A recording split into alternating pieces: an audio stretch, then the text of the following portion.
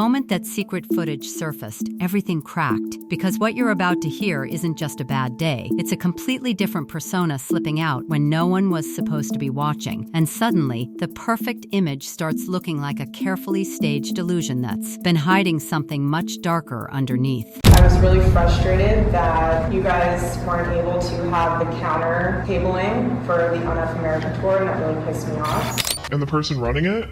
Yeah, I'm talking about Erika, the one everybody treats like some kind of evangelical Joan of Arc. I used to work under her, and she's not who she pretends to be. I was aware of the plans. I have his journals that are aware of the plans. Like, there is no confusion of what's to come. So let's slow this down for a second, because this isn't just about someone raising their voice. This is about exposure. Raw, unfiltered, unintended exposure. The kind that only happens when someone thinks they're safe. No cameras, no audience, no performance. And yet, someone on her own team felt so uncomfortable, so pushed, so done, that they secretly hit record. That alone should make you pause.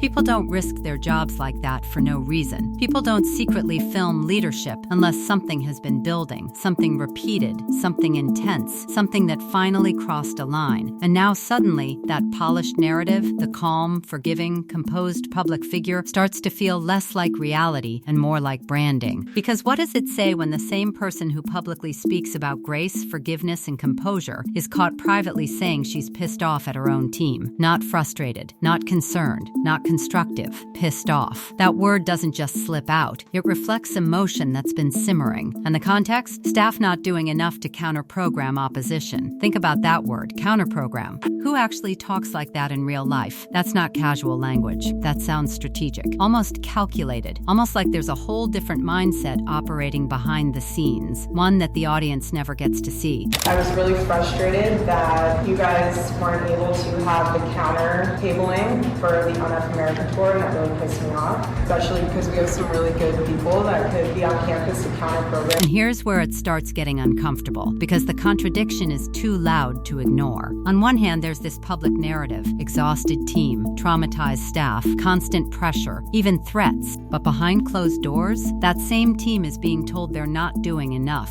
that they're the problem, that they've somehow failed. So which version is real? Are they struggling victims, or are they underperforming liabilities? Both can exist at the same time without raising serious questions. And if they are already exhausted, already pushed to their limits, then why push them harder? This is where leadership gets exposed, not in interviews, not on stages, but in private moments when frustration takes over. Because real leadership shows in pressure, and what we're seeing here doesn't look like inspiration, it looks like pressure boiling over. And remember, this isn't just any role. This is the CEO, the tone setter, the person who defines culture. So if this is how things sound behind the curtain, what does that say about everything else we don't see? But just when you think this might be an isolated moment, a one-off slip, more pieces start falling into place. More voices, more stories, and suddenly, a pattern begins to form. And my poor team is exhausted, and every time they bring this back up,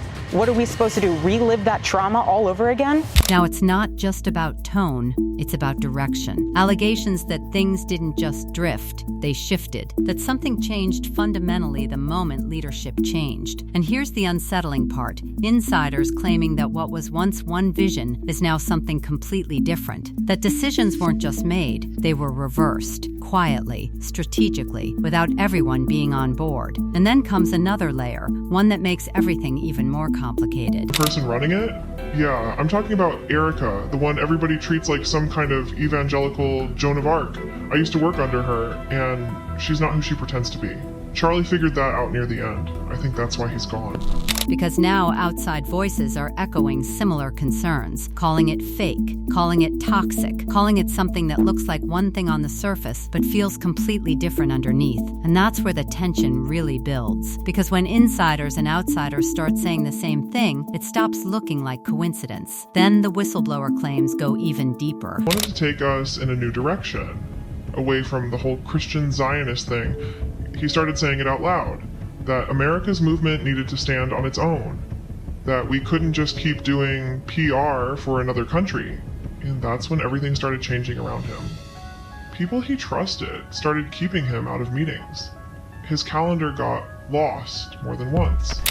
And suddenly it's not just about personality anymore, it's about infiltration, about people allegedly stepping in, pretending to align, pretending to believe, while quietly pushing something else entirely. That word, pretending, keeps coming back. And if that's true, then everything becomes a performance. Every speech, every statement, every public moment, a script. But the story doesn't stop there. Because once one person speaks, others start finding their voice too. And now, more names, more claims, more behind-the-scenes details begin surfacing, each one adding another piece to a puzzle that's starting to look less like a misunderstanding and more like something carefully hidden in plain sight.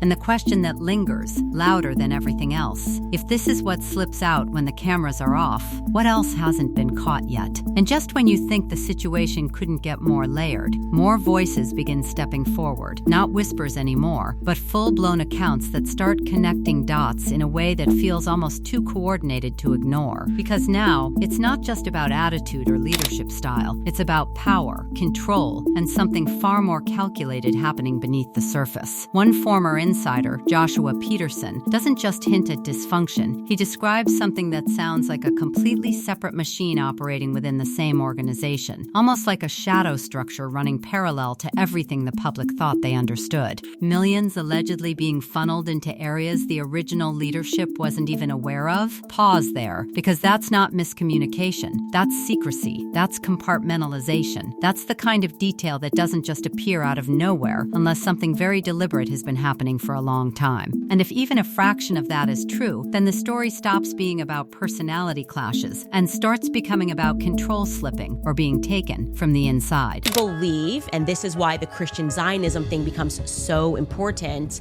that they can hijack our emotions and tell us that it's our biblical duty to support the state of Israel, because I think the state of Israel is probably involved in what is happening at the border, in what is happening overseas. It is definitively involved in all these wars. I mean, everywhere you look, Israel. Now layer that with the claim that there was internal resistance, that efforts to redirect or clean things up were quietly being undermined, and suddenly everything starts to feel like a silent tug of war. One side trying to steer things back, the other pushing forward with something entirely different. And the unsettling part? According to these accounts, this wasn't happening openly. It was happening behind backs, behind closed doors, behind carefully maintained appearances. Which brings us right back to that original footage, because now it doesn't feel random anymore. It feels like a crack, a small glimpse into a much bigger fracture that's been forming for a while. And then the narrative takes another sharp turn, because it's not just insiders anymore. It's people outside, attendees, individuals who walked into events expecting one thing and walked out with a completely different impression. One young woman describes being disturbed, not inspired, not moved, disturbed. And that word carries weight because it suggests something felt off on a deeper level, something that didn't align with what was being presented on the surface. Instead of faith, she describes messaging. Instead of unity, she describes targeting. And again, the pattern repeats. What's being sold publicly versus what's being experienced privately aren't matching up. At this point, the tension starts building in a different direction, because when narratives begin to unravel, leadership typically does one of two things: address it or shut it down. And according to multiple accounts, what's happening here doesn't look like open dialogue. It looks like something much more aggressive. People allegedly being questioned, investigated, pulled aside, asked where their loyalty lies. Think about that. Loyalty checks. Inside an organization that publicly emphasizes unity and shared values. And if those accounts are accurate, then it paints a picture that feels less like leadership and more like control tightening. Because when people feel watched, when they feel tested, when even minor comments can trigger consequences, the environment changes. It becomes quieter, tenser, more cautious. And sometimes, silence in those environments isn't peace, it's pressure. And then comes one of the most unsettling questions in this entire situation, the one that nobody seems to want to answer directly. How did this transition even happen? Because the explanation that's been given, an alleged audio clip suggesting that this leadership change was planned, raises more questions than it resolves. Why audio and not video? Why something that's easier to replicate, easier to manipulate, easier to question, in an an era where authenticity can be scrutinized frame by frame, choosing audio over visual proof feels convenient, too convenient. And the more you think about it, the more it starts to feel like a gap, a missing piece that should exist but doesn't. And that's where the contradictions get even sharper. Because when you look back at past statements, past interviews, past philosophies, the idea of this exact transition doesn't quite line up. The priorities expressed, the roles emphasized, the structure described, it all paints a different picture than what ultimately happened. And yet, here we are, with a sudden shift, a sudden takeover, a sudden rise into a position that, based on previous narratives, doesn't seem like the obvious outcome. So was this planned? Was it spontaneous? Or was it something else entirely? Something that was set in motion long before anyone realized what was happening. And then, almost as if to deepen the mystery even further, there's the expansion of influence. Positions being secured in places that don't directly connect to prior experience. Appointments that raise eyebrows not because they're impossible, but because they feel unexpected. And when unexpected moves happen during already controversial transitions, they don't just pass quietly, they amplify the questions. Because now it's not just about internal dynamics, it's about external reach, about who's backing what, about how far this influence actually extends. And when you step back and look at everything together, the leaked footage, the whistleblower claims, the shifting narratives, the alleged internal conflicts, the silence around key questions, it stops feeling like isolated incidents. It starts feeling like pieces of a larger puzzle, one that hasn't fully come together yet. Because every answer seems to open another question. Every explanation seems to leave something out, and every time it feels like clarity is close, something new emerges that pulls everything back into uncertainty. So now the real tension isn't just about what's been revealed, it's about what hasn't. Because if one private moment was enough to crack the image, what would happen if more surfaced? If more recordings exist? If more insiders decide to speak? Because stories like this don't usually end with one leak. They build, they evolve, they unravel slowly, piece by piece, until the full picture finally comes into focus. And right now it feels like we're only seeing the beginning of something that's still unfolding in the shadows.